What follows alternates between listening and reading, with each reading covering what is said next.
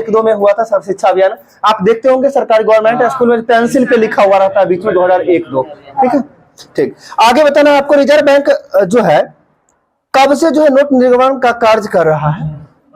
1983 से। ठीक है, आप बताना है आपको आरबीआई का स्थापना कब हुआ था? 1 अप्रैल 1935 को हुआ था, जो कि 1934 के आरबीआई एक्ट के तहत हुआ था 1935 में। अब आगे बताना है आरबीआई का स्थापना जो हुआ था किस कमेटी के सिफारिश पर हुआ था? यंग हिल्टन कमेटी की सिफारिश पर। किसके सिफारिश पर? यंग हिल्टन कमेटी के सिफारिश पर आरबीआई का स्थापना हुआ था। आगे बताना है आरबीआई का राष्ट्रीयकरण कब हुआ था? 1949 में हुआ था। कब हुआ था? 1949 में। आगे बताना है एसबीआई का स्थापना कब हुआ था? 1955 में हुआ था एसबीआई का स्थापना, जो कि डेट की बात करें तो 1 जुलाई 1955 को। आगे बताना है एसबीआई किन 3 बैंकों के जगह पे जो है जिनका नाम करके, यानी किसके नाम के जगह पे जो है इंपीरियल बैंक, यानी इंपीरियल बैंक का स्थापना कब हुआ था? 1921 में। इंपीरियल बैंक का स्थापना 1921 में, और इंपीरियल बैंक का ही नाम बदल के जो 1955 में एसबीआई किया गया था। इससे पहले जो है 3 बैंकों को मिलाकर, कितने बैंकों को मिलाकर इंपीरियल बैंक का स्थापना? 3 बैंक का। और 3 बैंक कौन कौन बैंक था? एक कलकत्ता, बैंक ऑफ कलकत्ता था, एक मुंबई बैंक था, और एक बैंक ऑफ मद्रास था। ठीक, कलकत्ता, मुंबई, मद्रास, समझिएगा ना। इन तीनों बैंकों का जो है मर्ज करके bank of imperial bank of India, imperial bank of India 1921, और फिर इसका नाम बदलकर 1955 में जो है एसबीआई कर दिया गया था। ठीक है, 1 जुलाई 1955। ऐसे भी पूछा जाता है एसबीआई का स्थापना दिवस 1 जुलाई ना, आरबीआई का स्थापना दिवस 1 अप्रैल हो जाएगा। ठीक है, चलिए आगे आपको बताना है अभी तक जो है मुद्रा का अवमूल्यन कुल कितनी बार हुआ है? 3 बार हुआ है। कब कब हुआ है? 1949, 1966 और 1991। यानी ऐसे याद रखना है 49, 66, 91। एक क्रम याद रखिएगा। 1900 अपने आप लगा लीजिएगा, आपको याद करने का तरीका 1949, 1966, 1991। तो सीधा सीधा 49, 66, 91, 3 बार मुद्रा का अवमूल्यन हुआ है। ठीक है, चलिए आगे आपको बताना है अनवरत योजना का विचार सबसे पहले जो है किसने प्रतिपादित किया था? ठीक है, अनवरत योजना का विचार जो है सर्वप्रथम किसने प्रतिपादित किया था? तो ये किया गया था रैगनर फ्रिश के द्वारा। किसके द्वारा किया गया था? रैगनर फ्रिश के द्वारा किया गया था। ठीक है, आगे बताना प्रथम वित्त आयोग का गठन जो है कब हुआ था? 1951 में। और प्रथम वित्त आयोग के अध्यक्ष कौन थे? गलत हो गया ना, प्रथम वित्त आयोग पूछ रहे हैं, योजना आयोग के अध्यक्ष नहीं पूछ रहे हैं, तो नहीं, गलत है, अभी भी गलत है। आरबीआई का नहीं पूछ रहे हैं आपसे, केसी नहीं होगी, बिल्कुल सही है। ठीक है, वित्त आयोग के प्रथम अध्यक्ष कौन हो जाएंगे? केसी नियोगी हो जाएंगे। और 10वां अध्यक्ष कौन थे? केसी पंत था। 10वां केसी पंत था। 12वां बताइएगा कौन था? 12वां विजय केलकर। 13वां की बात करते हैं,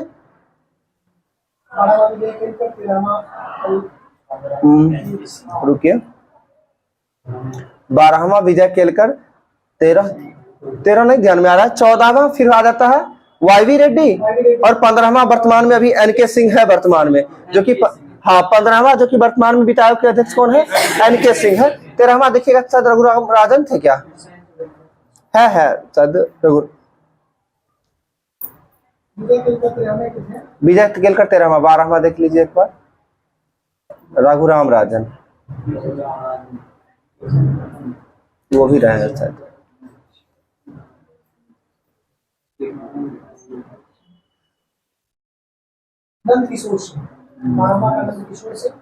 एनके सिंह हो जाएंगे ना।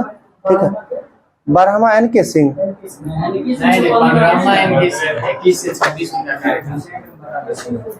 लुसेंट है, देखिए 1 मिनट, वही चीज ना लास्ट में दिया हुआ होगा। अच्छा कोई बात नहीं, ढूंढिए तब तक। ठीक है, तब तक आगे बताते हैं, बता देंगे कौन है। आगे होते ग्रांड एनिकट नहर जो है किस नदी पर बना हुआ है? ग्रांड एनिकट नहर जो है किस नदी पर है? कावेरी नदी पर है। किस पे? कावेरी नदी पर है। ठीक है, आगे बताना राष्ट्रीय आपात के समय जो है कौन सी अनुच्छेद में दी गई स्वतंत्रता जो है समाप्त हो जाती है? तो आर्टिकल 19 यानी 19 में जो भी स्वतंत्रता दी गई है वो स्वतः समाप्त हो जाती है। 12वां श्रीरंगराजन है, 13वां विजय केलकर है, 14वां वाईवी रेड्डी है, 15वां एनके सिंह है। ठीक है, और 11वां भी बता दीजिए। Khusro, M Khusro, M Khusro. ठीक है, देखिए 10 से लेके वर्तमान तक याद रखिएगा अभी। ठीक है, 10वां आपको बताए केसी पंत, 11वां एम खुसरो, 12वां की बात करते हैं सी रंगराजन, हम रघुराम राजन बोल रहे थे ना। ठीक है, सी रंगराजन हो गया आपका 12वां। 13वां की बात करते हैं विजय केलकर, 14वां वाईवी रेड्डी और 15वां हो जाएंगे वर्तमान में एन के सिंह हो जाएंगे। ठीक है, चलिए ठीक है, और पहला सभी लोग को पता होगा केसी नियोगी हो जाएंगे। ठीक है, आगे बताना आपको रोल्ड गोल्ड जो है किसका किसका मिश्रण होता है? तांबा और एल्युमिनियम का मिश्रण होता है। रोल्ड गोल्ड में किसका किसका? तांबा और एल्युमिनियम। ठीक है, यानी Cu+Al। आगे आपको बताना है गोल्डन बॉल पुरस्कार किस खेल से संबंधित है? फुटबॉल से। गोल्डन बॉल पुरस्कार किस खेल से संबंधित है? फुटबॉल से संबंधित। सही है, आगे बताना नाटो की स्थापना कब हुआ था? नाटो का स्थापना 1949 में हुआ था। सही है, आगे आपको बताना है नाटो का जो है 30वां देश कौन था? 30वां की बात कर रहे हैं हम, 30वां की बात कर रहे हैं। 30वां देश हो जाएगा आपको उत्तरी मैसेडोनिया। ठीक है, और 31वां मोंटेनेग्रो, और 32वां हाल फिलहाल में अनाउंस होने वाला है फिनलैंड। 32वां 31 फिनलैंड है ना, तो 30वां देश जो हो जाएगा वो उत्तरी मैसेडोनिया हो जाएगा। 29वां मोंटेनेग्रो था। ठीक है, मोंटेनेग्रो 29वां। 30वां हो जाएगा आपका मैसेडोनिया, उत्तरी मैसेडोनिया, और 31वां हो जाएगा फिनलैंड हो जाएगा। ठीक है, हाल फिलहाल में 31वां अनाउंस हुआ है क्या? 32वां किसको अनाउंस किया है? नहीं 32 है, ये तो क्लियर है कि 32 है, अभी आया नहीं है, लेकिन ये जो है करंट में आ जाएगा, कुछ दिनों में अपडेट हो जाएगी। ठीक है, आगे बताना सेनवेट का संबंध किस क्षेत्र से है? उत्पाद शुल्क से हो जाएगा। सही, आगे बताना बोर्ड ऑफ रेवेन्यू की स्थापना किसके द्वारा किया गया था? बोर्ड ऑफ रेवेन्यू की स्थापना वारेन हेस्टिंग्स के द्वारा किया गया था। किनके द्वारा? वारेन हेस्टिंग्स के द्वारा किया गया था। और आपको ये बताना बंगाल का जो है पहला गवर्नर जनरल कौन था? वारेन हेस्टिंग्स ही था, जो कि वारेन हेस्टिंग्स का कार्यकाल कब से कब तक रहा है? फिर 1757 से 64 हो जाएगा वारेन हेस्टिंग्स। वारेन हेस्टिंग्स का कार्यकाल 1772 से लेके 1785 तक रहे। कब से कब तक? 1772 से 1785 तक। 72 से 74 तक ये जो है बंगाल के गवर्नर के रूप में रहे हैं, और 74 से 85 तक जो है बंगाल के गवर्नर जनरल के रूप में रहे हैं। ठीक है, जो कि इनके बारे में कहा भी जाता है कि बंगाल का अंतिम जो है गवर्नर कौन था? बंगाल का अंतिम गवर्नर तो वारेन हेस्टिंग्स, और बंगाल का प्रथम गवर्नर जनरल तो वारेन हेस्टिंग्स ही हो जाएंगे। ठीक है, आगे आपको बताना है भारत में जो है सबसे अधिक ईसाइयों की आबादी किस राज्य में है? भारत में सबसे अधिक ईसाइयों की आबादी जो है किस राज्य में है? नागालैंड में हो जाएगा। और नागालैंड की राजधानी बता दीजिए, कोहिमा हो जाएगा। सही, आगे आपको बताना है महात्मा गांधी का प्रिय भजन जो है, नहीं प्रिय भजन जो है पीर पराई जाने रे। ठीक है, पीर पराई जाने रे के रचयिता कौन है? नरसिंह मेहता हो जाएंगे। कौन हो जाएंगे? पीर पराई रे के जो है कौन हो जाएंगे? रचयिता नरसिंह मेहता। आगे बताना है भारत से जो है सबसे अधिक आयात जो है किस देश का? अमेरिका करता है। सही है, आगे आपको बताना है जहांगीर के काल में जो है किसके काल का स्वर्ण काल कहा जाता था? चित्रकला का, यानी चित्रकला का स्वर्ण काल किसके काल को? जहांगीर के काल को। आगे बताना अकबर के काल को किसके स्वर्ण काल कहा जाता है? हिंदी साहित्य का स्वर्ण काल अकबर के काल को। आगे बताना स्थापत्य काल का स्वर्ण काल किसको? शाहजहां के काल को स्थापत्य काल का स्वर्ण काल कहा जाता है। और आगे बताना सांस्कृतिक उपलब्धियों के कारण किस काल को जो है स्वर्ण काल कहा जाता है? गुप्त काल को स्वर्ण काल कहा जाता है। किस लिए? सांस्कृतिक उपलब्धियों के कारण। ठीक है, आगे आपको बताना है दिल्ली स्थित जो है लोटस टेम्पल जो है ये किस धर्म से संबंधित है? बहाई धर्म से संबंधित है। सही है, आगे आपको बताना है अर्थशास्त्र का पिता किसे कहा जाता है? एडम स्मिथ को कहा जाता है। और एडम स्मिथ का जन्म कब हुआ था? 1723 में। 1723 में हुआ था। कहां में हुआ था? स्कॉटलैंड में हुआ था। बिल्कुल सही है, आगे आपको बताना है भारत की जो है प्रथम औद्योगिक नीति की घोषणा कब हुआ था? भारत की जो है प्रथम औद्योगिक नीति की घोषणा जो है 6 चौका 24 दूना 48। याद रखिएगा, 6 चौका 24 दूना 48 का मतलब 4 से क्या हो जाता है? अप्रैल। चौथा महीना कौन सा होता है? अप्रैल। 6 अप्रैल 48। आपको क्या बताया, 6 को 4 से गुना किया कितना, 24 दूना 48, यानी 6 अप्रैल 1948 को जो है प्रथम औद्योगिक नीति की घोषणा की गई थी। आगे पूछा जाता है दूसरे औद्योगिक नीति की घोषणा कब किया गया था, तो 1956 में। कब किया गया था, 1956 में दूसरे औद्योगिक नीति की घोषणा की गई थी। पहला हो जाएगा 6 अप्रैल 1948, डेट के साथ पहला ध्यान रखना है, ठीक है। आगे बताना है जो है हिंदी भाषा जो है किस लिपि में लिखी जाती है, देवनागरी लिपि में लिखी जाती है, और इंग्लिश किस में लिखा जाता है, रोमन लिपि में लिखा जाता है, सही है। आगे आपको बताना है भारत जो है सबसे अधिक विदेशी मुद्रा का व्यय जो है किसके निर्यात पे करता है, पेट्रोलियम पे करता है, सही है। आगे बताना है पेट्रोलियम निर्यातक कंपनी जो यानी ओपेक का स्थापना जो है कब हुआ था, 1960 में हुआ था। इसका मुख्यालय कहाँ है, ओपेक का वियना में है। और ओपेक का स्थापना जो कहाँ किया गया था, बगदाद में किया गया था। कहाँ किया गया था, बगदाद। और बगदाद आप बोले तो किस नदी के किनारे स्थित है, टिग्रिस नदी के किनारे स्थित है बगदाद, ठीक है। आगे आपको बताना है मुद्रास्फीति जो है ये किसे प्रकलित करता है, ये थोक मोल सूचकांक को जो है प्रकलित करता है, सही है। आगे बताना है आपको आगरा की जामा मस्जिद का निर्माण किसके द्वारा करवाया गया, आगरा के जामा मस्जिद का निर्माण जहां आरा के द्वारा करवाया गया था, जहां आरा के द्वारा, ठीक है। उनकी बेटी जहां आरा के द्वारा करवाया गया था, सही है। आगे बताना है गिल्ट एज्ड बाजार का संबंध किससे है, हाँ गिल्ट एज्ड बाजार का संबंध किससे है, तो सोना और चांदी के व्यापार से संबंधित होता है गिल्ट एज्ड व्यापार, ठीक है।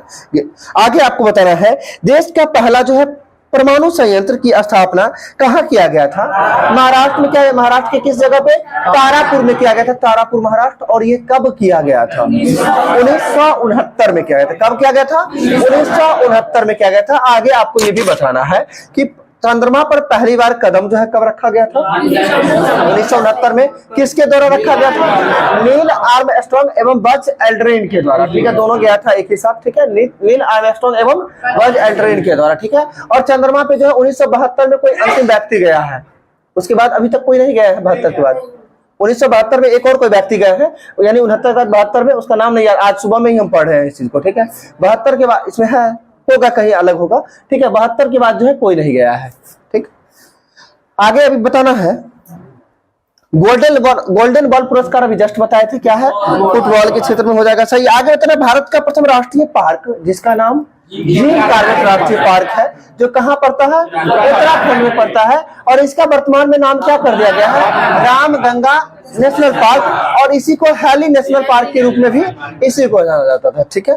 आगे आपको बताना है दक्षिण भारत की सबसे ऊंची पर्वत चोटी कौन सी, अन्नामुदी की चोटी है। कौन है, अनाईमुदी की चोटी है, जो किस पर्वत श्रेणी का भाग है, अन्नामलाई की भाग है, ठीक है। और अनाईमुदी दक्षिण भारत की सर्वोच्च चोटी है। और आगे बताना दक्षिण भारत की दूसरी सर्वोच्च चोटी कौन सी है, दोदा बेटा हो जाएगा। और दोदा बेटा किसकी सर्वोच्च चोटी है, नीलगिरी की सर्वोच्च चोटी है दोदा बेटा, ठीक है। आगे बताना बिना ताज का बादशाह किसे कहा जाता है, सुरेंद्र नाथ बनर्जी को जो है बिना ताज का बादशाह कहा जाता है।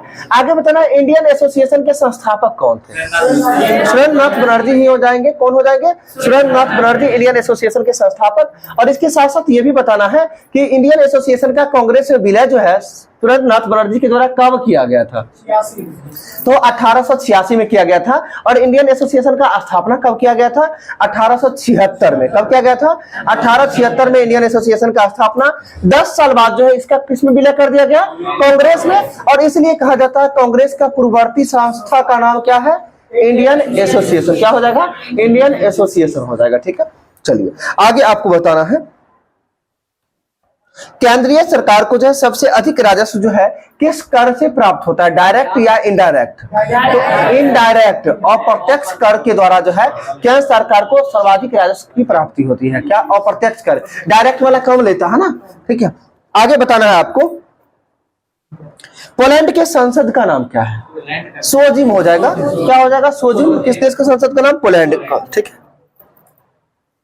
आगे बताना है भारत में जो है पहली बार जो है किस एक्ट के तहत जो है गवर्नर जनरल का पद बनाया गया था, 1773 के रेगुलेटिंग एक्ट के तहत जो है गवर्नर जनरल का पद बनाया गया था। अभी थोड़ा देर पहले आप लोग को बताया था वारेन हेस्टिंग्स के बारे में कि वारेन हेस्टिंग्स बंगाल का अंतिम गवर्नर रहा और इन्हीं के काल में 1773 का रेगुलेटिंग एक्ट आता है जिसके तहत जो है बंगाल के गवर्नर का नाम बदलकर क्या कर दिया जाता है, बंगाल का गवर्नर जनरल। तो अभी आपसे पूछे ही थे कि गवर्नर जनरल का नाम जो है पद कब आया था, 1773 के रेगुलेटिंग एक्ट के तहत आया था। ठीक है, और अगर भारत का वायसराय की बात करेंगे इसका पद कब आया था, तो वो 1858 होगा, 9 की 13 1858 के अधिनियम के तहत जो है भारत के गवर्नर जनरल को नाम बदलकर क्या कर दिया गया, भारत का वायसराय। और ये बंगाल के गवर्नर जनरल का नाम बदलकर भारत का गवर्नर जनरल कब किया गया था, तो वो हो जाएगा 1833 का चार्टर एक्ट।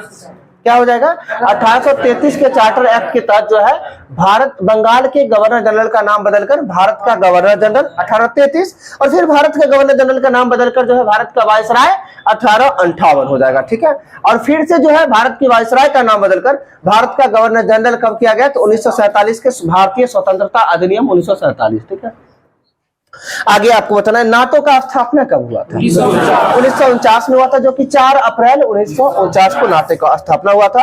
और नाटो का मुख्यालय कहाँ है, ब्रुसेल्स, जो कि बेल्जियम में पड़ता है। ठीक है, चलिए, हाँ वही हुआ।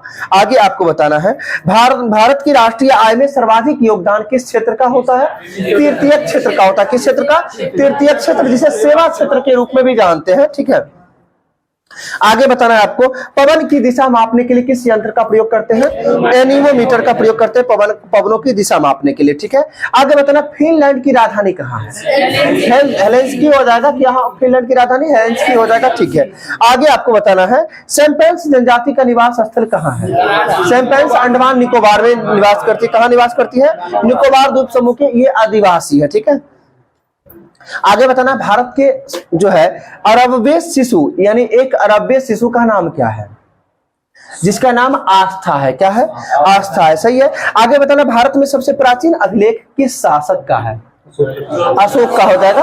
सबसे प्राचीन अभिलेख किसका हो जाएगा, अशोक का हो जाएगा, सही है। आगे आपको बताना है ब्यास नदी का पुराना नाम क्या था, बिपाशा। ब्यास नदी का पुराना नाम क्या हो जाएगा, बिपाशा हो जाएगा। और आगे आपको ये भी बताना है सतुदरी का किसका नया नाम क्या हो जाएगा, सतलज हो जाएगा। ठीक है, आगे बताना है रावी का पुराना नाम क्या है,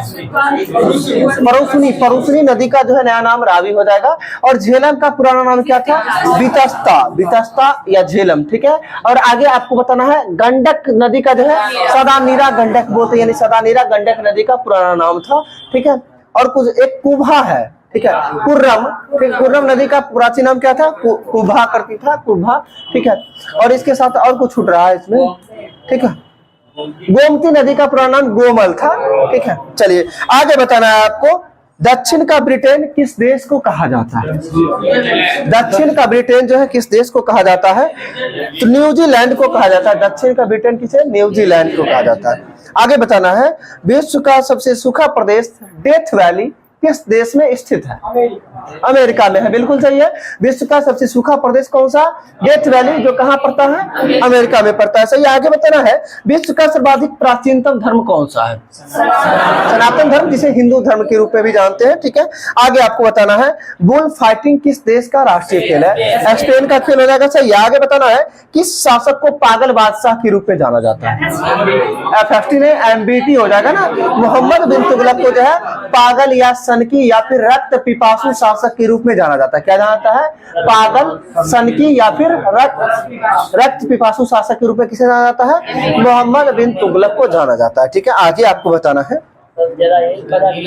अरे बोला जाए, यदि बोलने की बात आए तो सर्वाधिक विस्तार जो है किसके समय में हुआ था, देखने को मिलता है, नहीं दिल्ली सल्तनत के किस शासक थे, तो मोहम्मद बिन तुगलक के शासन काल में ही देखने को मिलता है। मोहम्मद बिन तुगलक क्योंकि सबसे विद्वान शासक था, यहाँ ये काम करता था लेकिन असफल हो जाता था। लेकिन सबसे पढ़ा लिखा विद्वान शासक कौन था, दिल्ली सल्तनत का तो मोहम्मद बिन तुगलक ही था। और किस शासक के बारे में कहा जाता है कि राजा को प्रजा से और प्रजा को राजा से मुक्ति मिल गई, मोहम्मद बिन तुगलक के बारे में ही कहा जाता है। और किसके द्वारा कहा गया था, बदायूं के द्वारा कहा गया था, बदायूं के द्वारा कहा गया था। ठीक है, आगे आपको बताना है पोर्सिलेन टावर जो है ये कहाँ स्थित है, नानकिंग में पड़ता है, जो कि चीन में पड़ता है। पोर्सिलियन टावर जो है कहाँ स्थित है? चीन की जगह शहर, चीन का शहर है नानकिंग, नानकिंग में पड़ता है। ठीक है, आगे तरह ब्लैक होल सिद्धांत का प्रतिपादन किसके द्वारा किया गया था? तो एस चंद्रशेखर के द्वारा। किसके द्वारा किया गया था? एस चंद्रशेखर के द्वारा जो है ब्लैक होल सिद्धांत का प्रतिपादन किया गया था। सही है। आगे बताना, सेफ्टी रेजर का आविष्कार किसने के द्वारा किया गया था? सेफ्टी रेजर का आविष्कार किसके द्वारा? जिलेट के द्वारा किया था। हम्फ्री डेवी के द्वारा, हम्फ्री डेवी के द्वारा सेफ्टी लैंप का आविष्कार किया गया था, हम्फ्री डेवी के द्वारा। और आपसे पूछे सेफ्टी रेजर का आविष्कार जो है जिलेट, आप जिलेट ब्रांड भी जानते होंगे ना, ठीक है, वही सेफ्टी रेजर का आविष्कार किसके द्वारा? जिलेट के द्वारा किया गया था। आगे बताना है, पूर्ण रूप से देश का पहला भारतीय बैंक कौन सा है? पीएनबी, बिल्कुल सही है, पंजाब नेशनल बैंक है, जो कि पूर्ण रूप से जो है देश का पहला भारतीय बैंक कौन हो जाएगा? पंजाब नेशनल बैंक, जिसका स्थापना कब हुआ था? 1894 में हुआ था। पीएनबी का स्थापना 1894 में हुआ था। ठीक है, आगे आपको बताना है, कोशिका का पावर हाउस किसे कहा जाता है? माइटोकॉन्ड्रिया को कहा जाता है कोशिका का पावर हाउस। और आत्महत्या की थैली, लाइसोसोम, और लाइसोसोम के आविष्कार किसके द्वारा? डी डुबे के द्वारा किया था। कब किया गया था? 1955 में। कब किया गया था? 1955 में। इससे पहले माइटोकॉन्ड्रिया की बात करते हैं। माइटोकॉन्ड्रिया का खोज किसके द्वारा? तो अल्टमैन के द्वारा किया गया था। कब किया गया था? 1784 में किया गया था, अल्टमैन के द्वारा जो है माइटोकॉन्ड्रिया का खोज। माइटोकॉन्ड्रिया को पावर हाउस ऑफ सेल, और जो है आगे कोशिका का आत्महत्या की थैली, ठीक है, लाइसोसोम को कहा जाता है। और बताना है, ट्रैफिक पुलिस तो वो गोल्दी काय को कहा जाता है, यानी ट्रैफिक कंट्रोल, यातायात प्रबंधक के रूप में किसको जाना जाता है? गोल्दी काय को जाना जाता है। और गोल्दी काय के खोज करता कैमिलो गोल्दी काय हो जाएंगे। ठीक है, और बताना है आपको, प्रोटीन की फैक्ट्री किसे कहा जाता है? राइबोसोम को कहा जाता है। और राइबोसोम की यदि बात करें तो राइबोसोम के खोजकर्ता कौन थे? पैलाडे, जी पैलाडे हो जाएंगे। राइबोसोम के खोजकर्ता कौन हो जाएंगे? जी पैलाडे हो जाएंगे। आपको आगे बताना है कि कोशिका शब्द का प्रयोग सर्वप्रथम किसके द्वारा किया गया? कोशिका शब्द का सर्वप्रथम प्रयोग जो है रॉबर्ट हुक के द्वारा किया गया था। हम जानते थे कि, ठीक है, बताते हैं आपको। हम सर्वप्रथम कोशिका की बात करते हैं तो सर्वप्रथम मृत कोशिका का खोज किया गया था। किसका किया गया था? मृत कोशिका का खोज किया गया था, जो कि किसके द्वारा? रॉबर्ट हुक के द्वारा। और जीवित कोशिका की बात यदि करें तो एंटोनी वॉन लीवेनहॉक के द्वारा। अब हमें याद कैसे रखना है, कभी कभी लीवेनहॉक आ जाता है, कभी रॉबर्ट हुक आता है। ध्यान रखिए, मृत कोशिका को क्या करते हैं, देखते हैं, हुक में फंसा के लटका के डॉक्टर बताता है ना। अगर मेडिकल कॉलेज में क्या होता है, कोई डेड बॉडी को क्या करता है, हुक में लटका देता है और बताता है कि ये पार्ट है, ये पार्ट है, कैसे इंडिकेट करता है? हुक में लटका के ना। इसे आपको ध्यान रखना है कि मृत कोशिका का खोज जो है किसके द्वारा? रॉबर्ट हुक के द्वारा। हुक से आपको लटकाने की बात याद करवाया कि मृत कोशिका का खोज किसके द्वारा? रॉबर्ट हुक के द्वारा, यानी सर्वप्रथम की बात करते हैं। और जीवित कोशिका तो अपने आप आ जाएगा लीवेनहॉक के द्वारा। ठीक है, हाँ, लिविंग से यानी जीवित से, यानी आपको लीवेनहॉक भी कर सकते हैं। और एक तरह समझिए ना, नहीं बोलते हैं इंसान जब जिंदा रहता है तो नहीं बोलते हैं हुक्की पे रहता है, इससे भी तो आप याद रख सकते हैं ना, लीवेनहॉक। ठीक है, बहुत सारा तरीका है याद करने के लिए, बाद में अपने आप तरीका भूल जाइएगा, डायरेक्ट आंसर याद रहेगा। ठीक है, आगे बताना है, विदेशी यात्री जो है मेगास्थनीज किसके दरबार में आया था? चंद्रगुप्त मौर्य के दरबार में आया था। और मेगास्थनीज किसका राजदूत था? सेल्यूकस निकेटर का राजदूत था। ठीक है, बिल्कुल सही है। और आगे बताना, भारतीय शिक्षा का मैग्ना कार्टा किसे कहा जाता है? चार्ल्स वुड के डिस्पैच। ठीक है, चार्ल्स वुड का डिस्पैच को जो है भारतीय शिक्षा का मैग्ना कार्टा, जो कि कब आया था चार्ल्स वुड के सिद्धांत? 1854 में आया था, 1854 में। और इसी के रिपोर्ट पे आधारित एक आता है, शिक्षा के लिए गठन किया जाता है, जिसका नाम हंटर कमीशन होता है, जो कब? 1882। हंटर कमीशन का संबंध किससे हो जाएगा? शिक्षा से संबंधित हो जाएगा। कब गठन हुआ था इसका? 1882। और एक हंटर कमीशन और जानते होंगे जिसका संबंध किससे हो जाएगा? जालियांवाला बाग हत्याकांड से हो जाएगा। किससे होगा? जालियांवाला बाग हत्याकांड से संबंधित होगा। ठीक है, और ये पूछा जाता है कि हंटर कमीशन जो 1882 का था, कि किसके रिपोर्ट पर आधारित था? तो चार्ल्स वुड के सिद्धांत पे आधारित था, जिसे शिक्षा का मैग्ना कार्टा भी कहा जाता है। ठीक है, आगे आपको बताना है, जालियांवाला बाग कांड के समय जो पंजाब का जनरल कौन था? जनरल ओ डायर था। पंजाब का जनरल कौन था? O Dyer. और गोली चलाने का आदेश भी कौन दिया था? ओ डायर ही दिया था। आदेश को इंग्लिश में क्या बोलते हैं? ऑर्डर।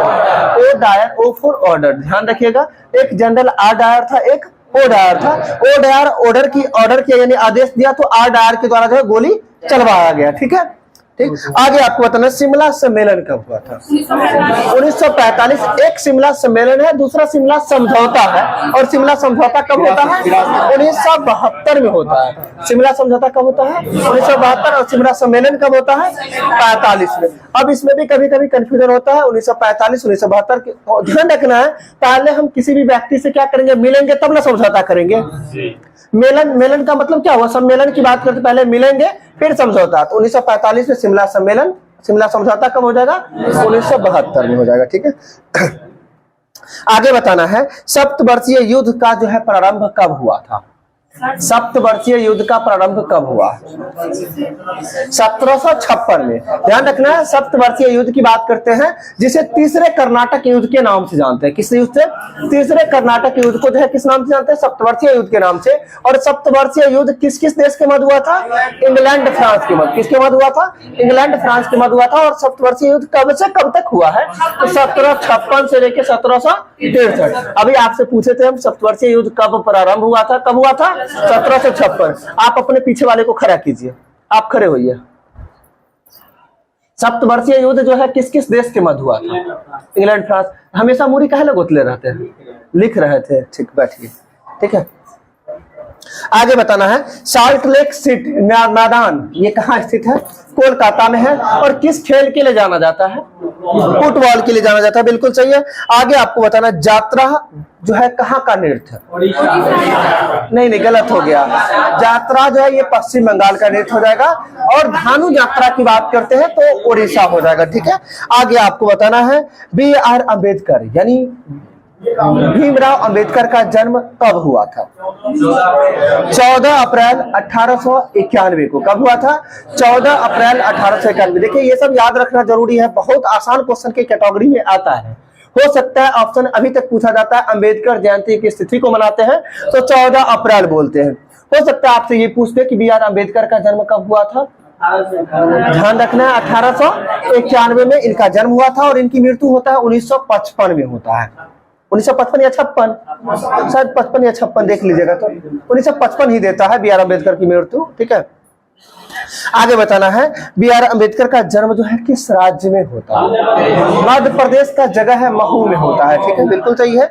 आगे आपको बताना है 1857 की क्रांति को जो है किसने राष्ट्रीय विद्रोह कहा था? डिज़रायली के द्वारा कहा गया था। किसके द्वारा कहा गया था? डिज़रायली के द्वारा जो है 1857 की क्रांति को जो है राष्ट्रीय विद्रोह के रूप में जाना जाता है। छोड़ दे क्या?